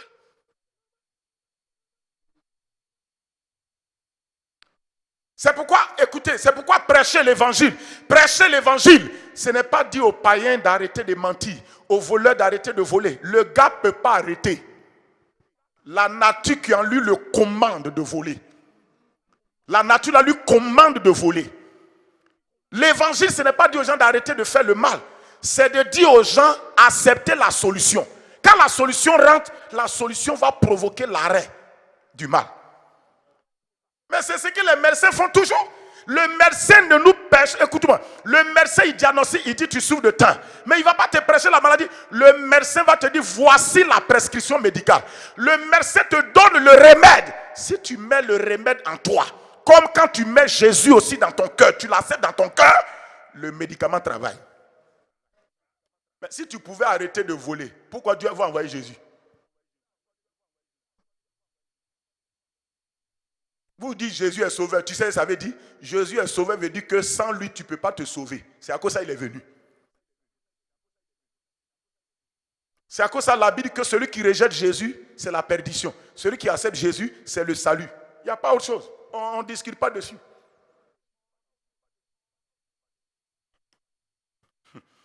Notre identité. Je n'ai même pas égrené ce que je vais vous dire.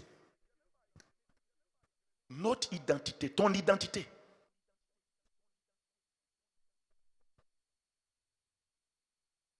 L'identité, c'est quoi?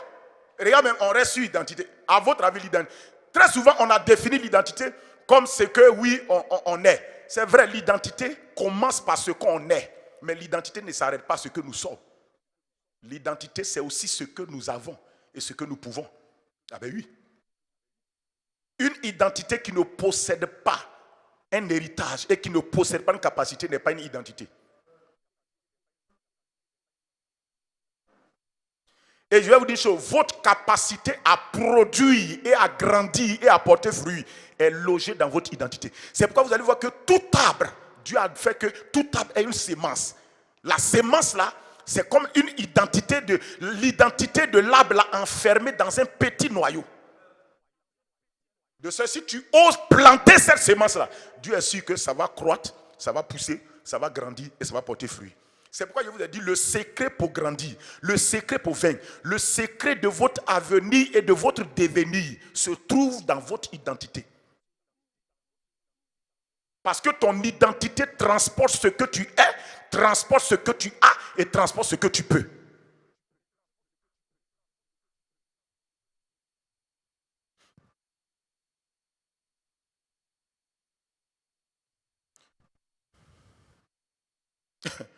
Ok? Allons-y dans Apocalypse. Apocalypse 6 plutôt. Apocalypse 6, verset 2. On peut lire verset 1 et 2 pour comprendre. Voilà, verset 2. Verset 1 et 2, Apocalypse. Il dit, je regardais. Regardez. Il dit, je regardais. Quand l'agneau ouvrit un des 7 sceaux, et j'entendis l'un des 4 êtres vivants qui disait comme d'une voix de tonnerre, viens. Verset 2. Il dit, je regardais et voici parut un cheval blanc. Regardez bien. Celui qui le montait avait un arc, une couronne lui fut donnée et il partit en vainqueur. Pour aller faire quoi?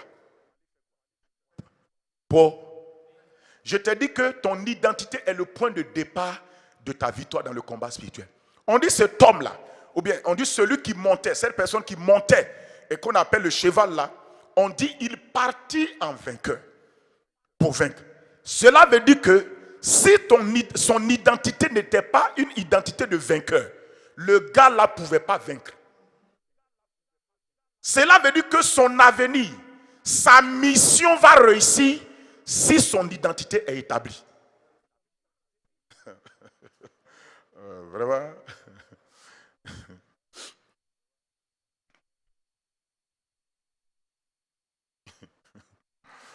Eh Dieu.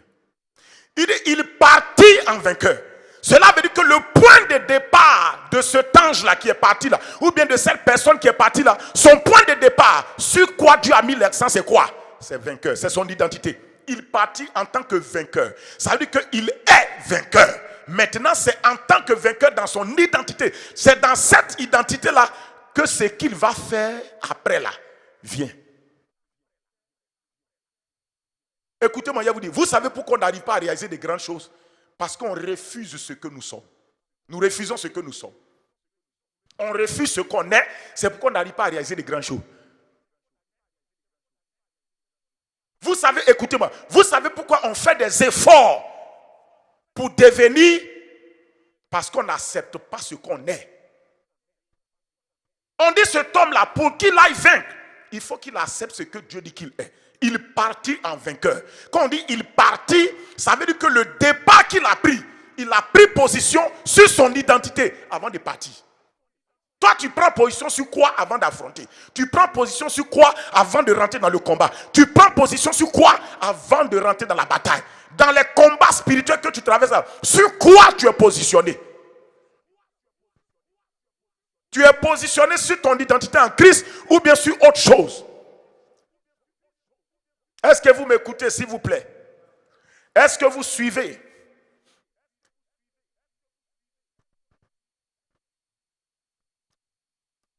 Il partit en vainqueur. Et puis regarde. On dit pour vaincre. Regarde la certitude. S'il est parti en vainqueur, on dit c'est pour vaincre.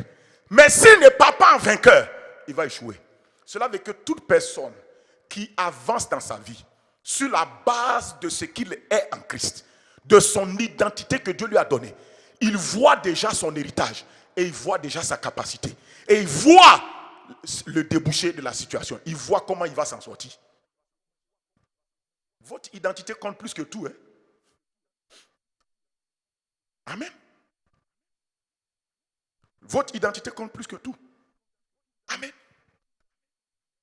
Et c'est pourquoi je vous ai dit que l'identité, c'est ce que nous sommes. L'identité, c'est ce qui nous caractérise. L'identité, c'est là où se trouvent toutes nos réalités.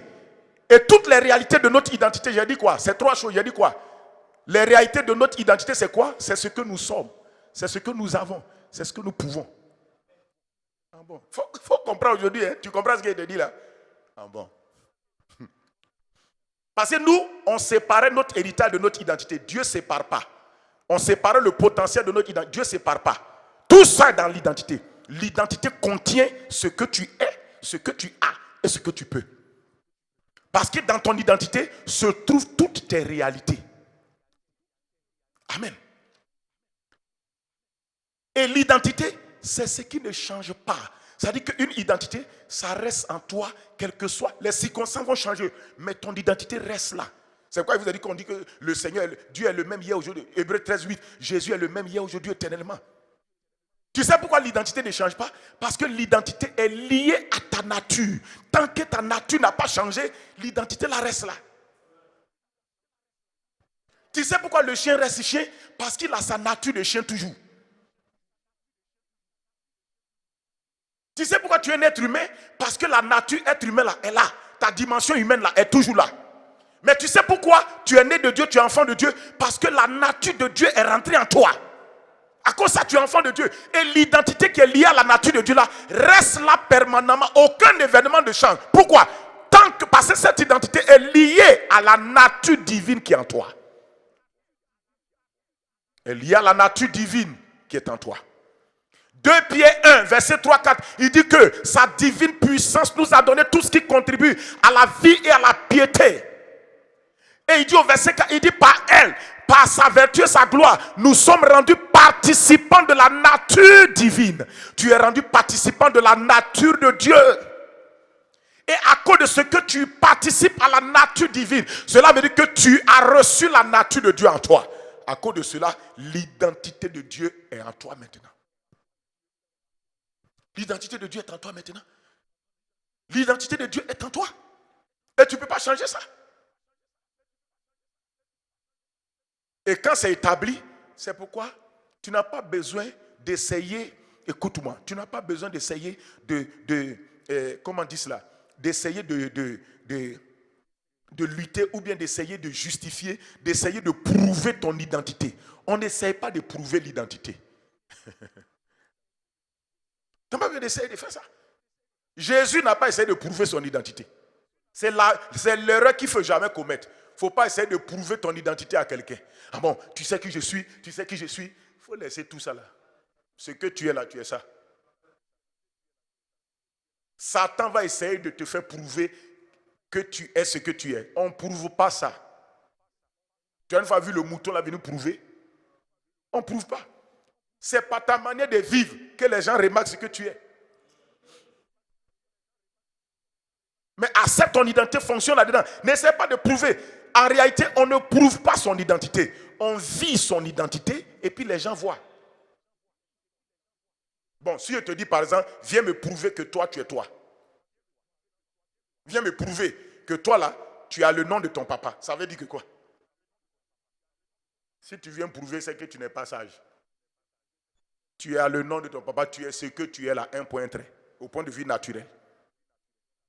Satan a dit à Jésus, si tu es fils de Dieu, ordonne que ces pierres deviennent du pain. Il dit, si tu es fils de Dieu, il faut le prouver. Si tu es fils de Dieu, jette-toi en bas. Il a dit, va donner ses ordres à ses enfants. En fait, qu'est-ce que Satan voulait que Jésus prouve qu'il est fils de Dieu en changeant un pain, un caillou en pain. Il voulait que Jésus prouve qu'il est fils de Dieu en se jetant du haut pour tomber. Il voulait que Jésus prouve qu'il est fils de Dieu en faisant un certain nombre de choses, en le prosternant, en se prosternant et l'adorant. Il dit qu'il faut prouver, si tu es fils de Dieu, prosterne-toi, adore. Pas hier te donner tout ça. Jésus n'a pas prouvé. Il a dit, il est écrit. Les réponses de Jésus n'ont rien à voir avec son identité. Il n'est pas essayé de prouver à Satan qui il est. Il a fonctionné dans ce qu'il est sans chercher à prouver ça. Est-ce que vous m'entendez? Est-ce que vous m'écoutez? Amen. Pour qu'on continue, et mardi prochain, je vais te dire simplement une chose. Qu'est-ce que je dois faire avec mon identité? Qu'est-ce que je dois faire avec mon identité?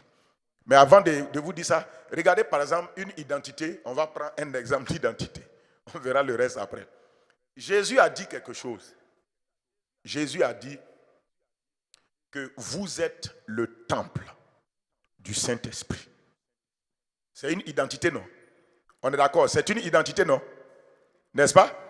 Vous êtes le temple du Saint-Esprit. Ton identité qu'on te révèle ici, là, ça te montre d'abord qui tu es.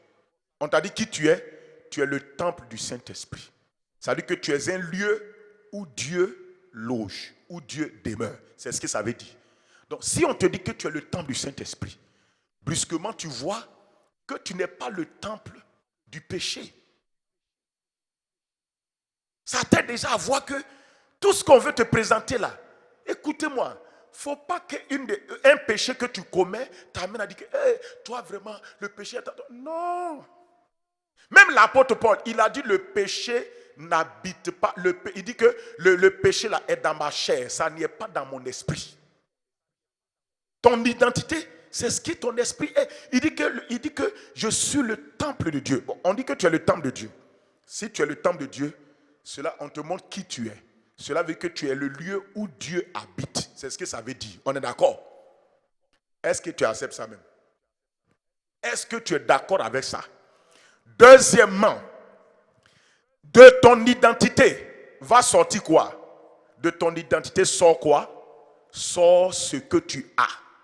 Si on te dit que tu es le temple de Dieu, ça te donne la révélation de quoi? Ça te donne la révélation que tu as Dieu en toi. Tu n'as pas besoin d'aller chercher à avoir Dieu. Si on te dit que tu es le temple du Saint-Esprit, c'est que tu as le Saint-Esprit en toi.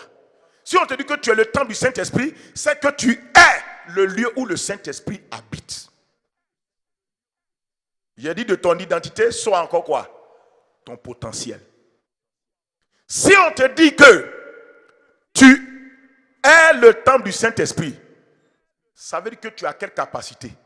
Tu as la capacité de l'Esprit en toi. C'est comme ça. Maintenant, ton identité révèle ta mission. Cela veut dire que ta mission, c'est quoi? C'est d'amener Dieu partout. Et de le manifester partout. Amen. On le verra plus profondément les choses. Maintenant, qu'est-ce qu'un homme doit faire son identité? L'affaire de l'identité là, qu'est-ce que je dois faire avec? Premièrement, tu dois refuser d'essayer de démontrer ou de prouver ton identité à qui que ce soit. Si tu fais ça, c'est une erreur. On ne prouve pas, on ne demande pas ça à Satan. Ce n'est pas un problème. Si tu veux démontrer ton identité, tu vas faire des choses qui vont t'humilier. Voilà. Si Jésus voulait changer caillou en pain, ça n'allait pas se changer.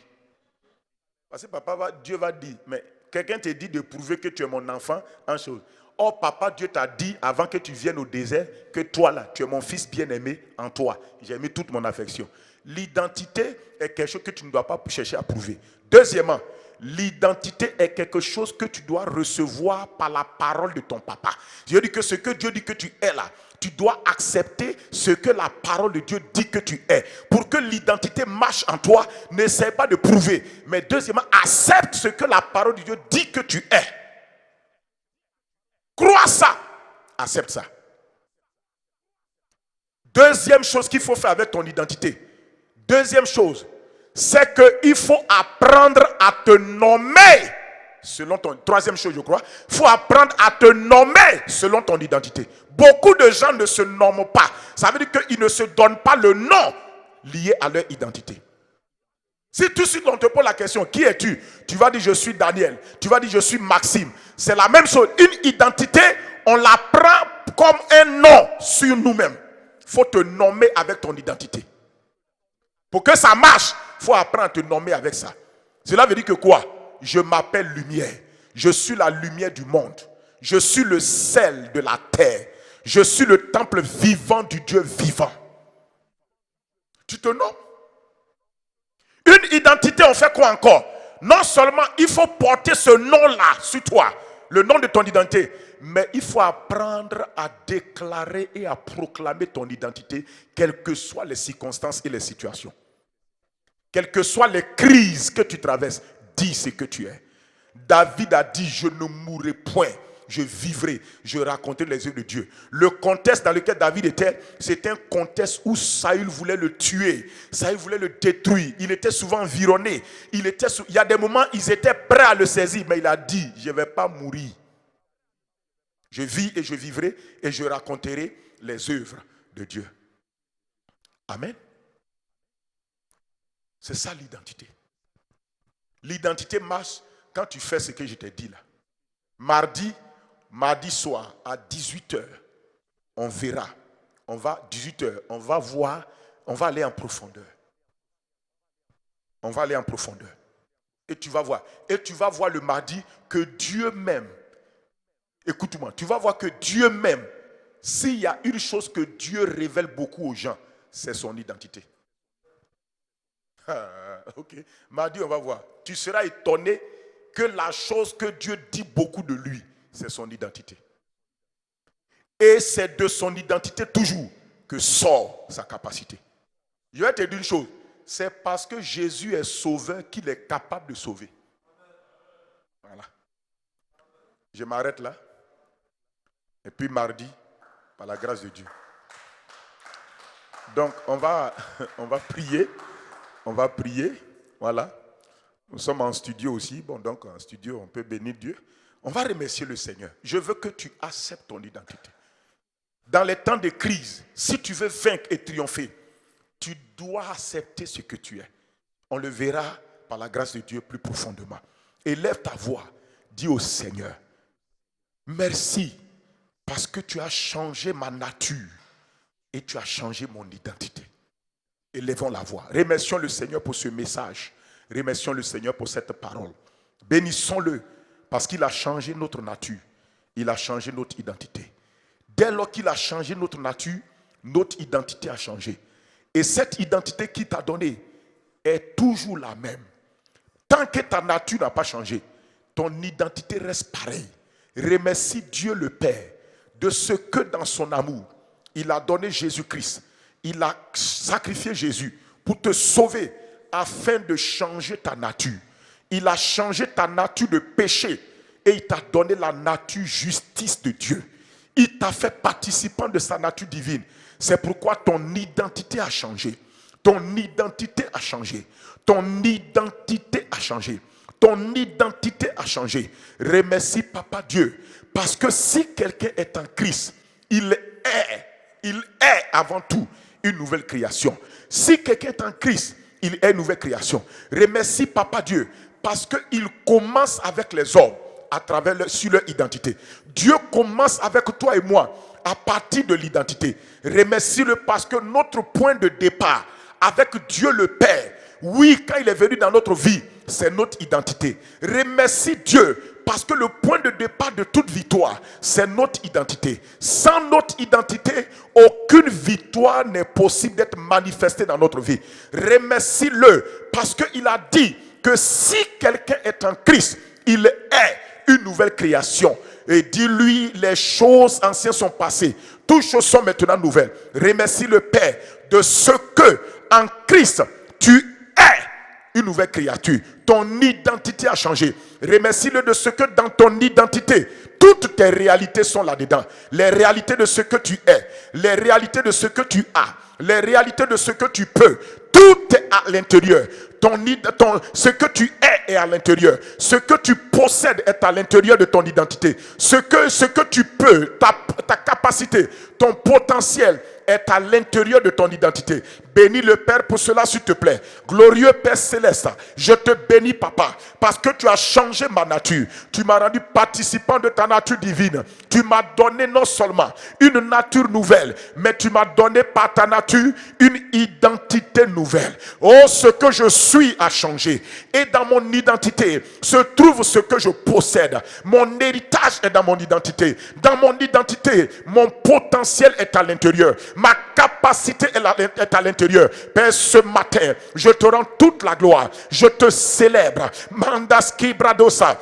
Balakata malale, lotosi brate kalabara, ludiki brakatamaza. Remercie le Seigneur parce qu'il t'a positionné comme un vainqueur. Il t'a donné identité de vainqueur. Et c'est pourquoi tu pars en tant que vainqueur. Tu pars à partir de ton identité. Tu pars à partir de ce que tu es pour vaincre au nom de Jésus-Christ. Remercie-le parce que dans ton identité, tu possèdes l'assurance déjà de ta victoire. Libra sakatama, mende sula kataba, lodo sokotoromaki, landu sukutu makalaba, leko brazi katalaba. À cause de cette identité, mon frère, il dit tu ne craindras point. Tu as l'assurance. Tu n'as pas besoin d'avoir peur parce que ce que tu es détermine ce qui va arriver dans ta vie, détermine ce qui va se passer dans ta vie. Il dit il est parti en vainqueur et ce qui va être déterminé, il va vaincre. C'est pourquoi ce matin, bénis le Seigneur de ce que dans cette identité qui t'a donné, tout ce qui va t'arriver est à l'intérieur. Ton avenir, ton devenir, oui, est à l'intérieur de ton identité. Ce que tu es aujourd'hui, c'est ce qui va se manifester pour toi demain. Ce que tu es aujourd'hui, c'est ce qui va produire demain dans ta vie. Mandoski la barada, gente kebrekete. Dieu est tellement sage qu'il a enfermé ton avenir, il a enfermé ton devenir, il a enfermé ton futur dans ton présent. Remercie le Père pour cela. Mando sulukutumaza. Père de grâce, tu as enfermé mon futur dans mon présent. Tu as enfermé mon avenir, mon devenir dans mon identité. C'est pourquoi ce matin, je te dis merci. Je te rends toute la gloire. Je t'exalte ce matin. Je te célèbre ce matin. Je glorifie ton nom. Je bénis ton Saint-Nom. Merci notre Dieu. Que l'honneur soit à toi. Que la gloire soit à toi. Que la louange soit à toi. Manta kebrasonta. Li cabrose. Dis au Seigneur, Papa, je ne veux pas chercher à prouver mon identité. Je veux accepter mon identité. Et je veux vivre mon identité. Et lève ta voix, fais cette prière. Père de grâce et de bonté, tu m'as donné une identité réelle. Tu m'as pas appelé à prouver cela parce que je suis ce que je suis, quelles que soient les situations, quelles que soient les circonstances. Je n'ai pas besoin de prouver, mais j'accepte mon identité. J'accepte mon identité selon ta parole et je décide de vivre mon identité, de vivre dans mon identité, de vivre dans mon identité, de vivre dans mon identité, de vivre dans ce que je suis, de vivre dans ce que je possède déjà, de vivre dans ce que je peux en Christ.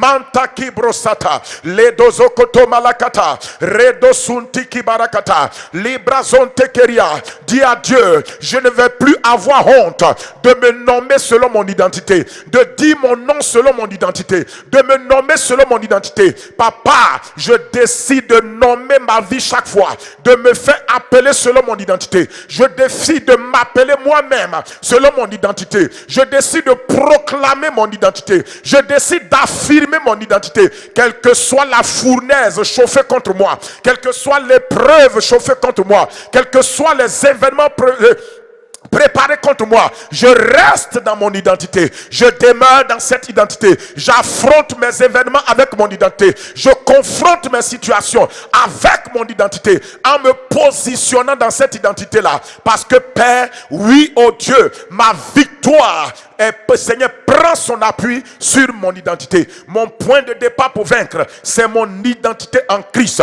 C'est pourquoi il dit dans toutes ces choses, nous sommes plus que vainqueurs. C'est pourquoi il dit après cela que ni la mort, ni la vie, ni les anges, ni les ténèbres, ni la faim, la nudité, le péril, rien ne pourra nous vaincre et nous séparer de l'amour de Dieu manifesté en Jésus. Parce que nous avons accepté que nous sommes déjà plus que vainqueurs. Ainsi soit-il, Seigneur, dans notre vie. Au nom précieux de Jésus, bénis ton peuple, bénis ton église et que la paix de Dieu repose sur vous. Au nom puissant de Jésus, dites Amen, Amen, Amen.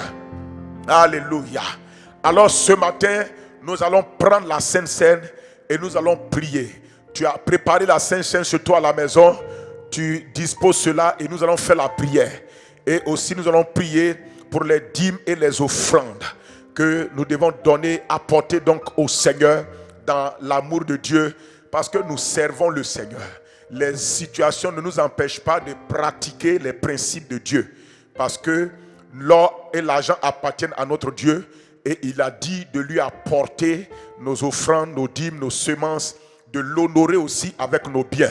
C'est pourquoi nous faisons ces prières-là pour aller de l'avant par la grâce de Dieu. Alléluia. Alors nous allons prier. Prends ta dîme, ton offrande, et dispose aussi la Sainte Seine et nous allons prier. Père de grâce et de bonté, nous présentons Seigneur, Seigneur, oh Dieu, nous prions, Père, pour la Sainte Seine que nous allons prendre. Nous prions, Seigneur, pour le corps brisé de Jésus et le sang versé de Jésus-Christ. Seigneur, ton corps est vraiment une nourriture qui nous donne dans notre esprit, âme et corps, des éléments puissants et profonds dont notre esprit, âme et corps ont besoin. C'est pourquoi tu as dit ton corps est vraiment une nourriture. Personne ne peut manger ton corps sans recevoir en lui des éléments essentiels nutritifs pour son esprit, son âme et son corps. Tu as dit ton sang est vraiment un breuvage. Ton sang est donc un médicament, c'est un remède, c'est une pharmacopée, c'est une pharmacie. Ton sang est une panacée de guérison dans notre corps. C'est pourquoi ce matin, pendant que nous mangeons ton corps et buvons ton sang, nous déclarons la santé dans les corps. Nous prions pour nos frères et sœurs malades. Dans le nom de Jésus-Christ, je réprime la maladie de leur corps et je te commande, maladie, quitte maintenant leur corps au nom de Jésus. Je réprime la maladie dans tes organes vitaux, dans ton cerveau, dans tes poumons, dans ton foie et dans ton pancréas et ta rate. Je commande toute maladie dans tes reins, toute forme de douleur, d'infection dans tes reins. Je détruis cette infection dans tes reins au nom de Jésus et je commande à tes reins, recevez la guérison. Au nom de Jésus-Christ, je commande que les problèmes de nerfs soient guéris. Au nom de Jésus, je commande dans le nom de Jésus que les difficultés respiratoires partent de ton corps au nom de Jésus et je détruis tous les germes, les virus de maladie dans ton corps. Virus, je te maudis dans ce corps. Bactéries, je vous maudis dans ce corps. Germes, je vous détruis dans ce corps. Et dans le nom de Jésus, vous ne pouvez pas, maladie, nous ravir de nos frères et sœurs. Vous ne pouvez pas ravir leur vie maintenant, parce que leurs vies sont dans les mains du Père Céleste qui est plus grand que tous. Au nom de Jésus, recevez la guérison dans votre corps, recevez la restauration dans tous les aspects de votre vie. Que ce qui était courbé dans votre vie se relève. Que ce qui était courbé soit redressé au nom de Jésus-Christ. Peuple de Dieu, j'entends dans mon esprit de dire à quelqu'un, ne crains pas, que ton cœur ne se trouble pas. Crois en Dieu, crois dans sa parole. Au nom de Jésus-Christ. Merci Seigneur également pour les dîmes et les offrandes, les semences. Nous les bénissons en ton nom. Agrée-les, reçois-les, parce que nous venons t'honorer, non seulement avec notre vie, mais aussi avec nos biens. Reçois-les, Père, et glorifie ton œuvre avec, Seigneur, ô Dieu, ce que nous apportons. Au nom béni de Jésus. Merci Seigneur. Amen. Amen. Amen. Bon dimanche, que le Seigneur vous bénisse. Et n'oubliez pas, demain, nous sommes encore dans les matinales. Nous continuons à prier dans les matinales. Que Dieu vous garde. Merci pour votre connexion. Demeurez bénis. Réécoutez le message après. Et mardi soir, soyez connectés à 18h. Et nous allons voir la suite par la grâce de Dieu. Merci.